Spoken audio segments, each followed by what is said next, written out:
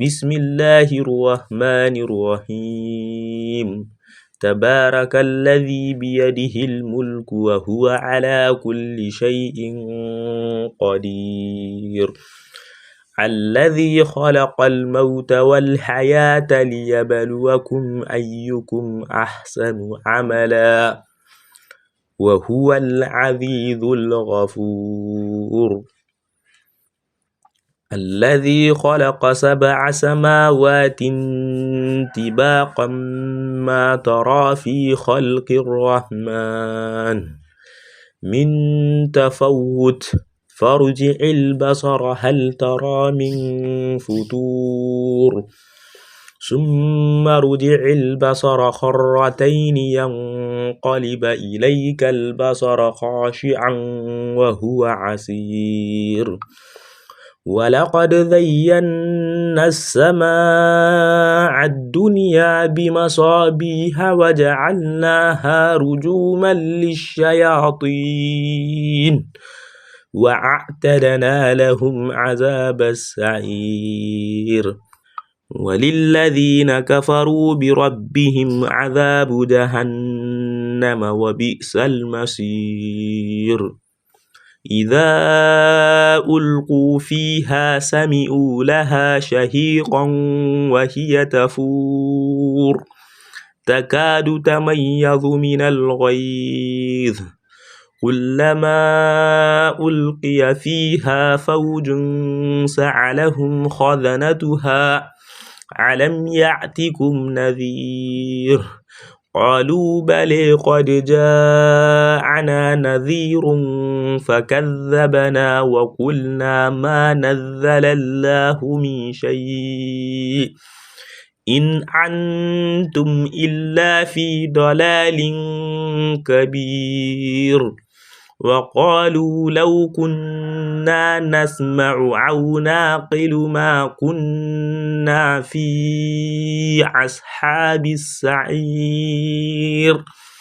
فاعترفوا بذنبهم فسحقا لأصحاب السعير إن الذين يخشون ربهم بالغيب لهم مغفرة وأجر كبير وأسروا قولكم أو اجهروا به إنه عليم بذات الصدور ألا يعلم من خلق وهو اللطيف الخبير هو الذي جعل لكم الأرض ذلولا فامشوا في مناكبها وكلوا من رزقه وإليه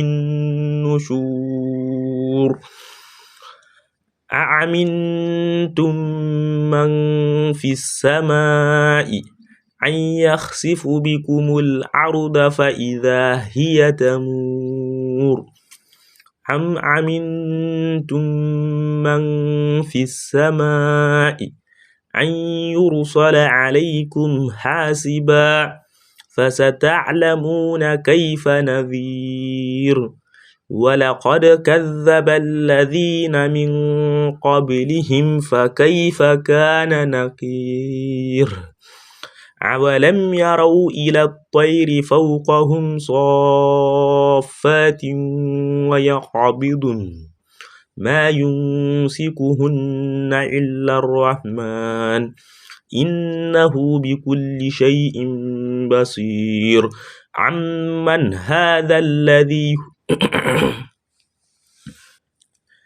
أمن هذا الذي هو جند لكم ينصركم من دون الرحمن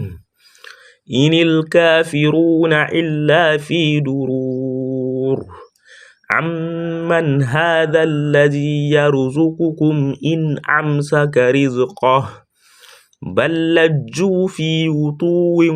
ونفور أفمن يمشي مكبا على وجهه أهدى أمن يمشي سويا على صراط مستقيم قل هو الذي أنشأكم وجعل لكم السمع والأبصار والأفئدة قليلا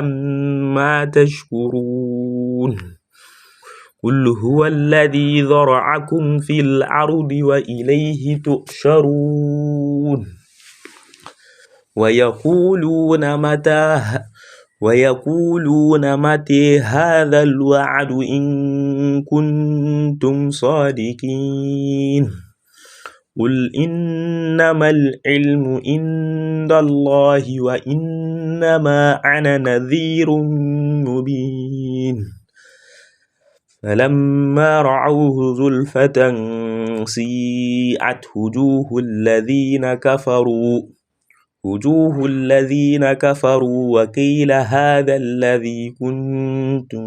به تدعون قل أرأيتم إن أهلكني الله ومن معي أو رحمنا فمن يجير الكافرين من عذاب أليم قل هو الرحمن آمنا به وعليه توكلنا فستعلمون من هو في ضلال مبين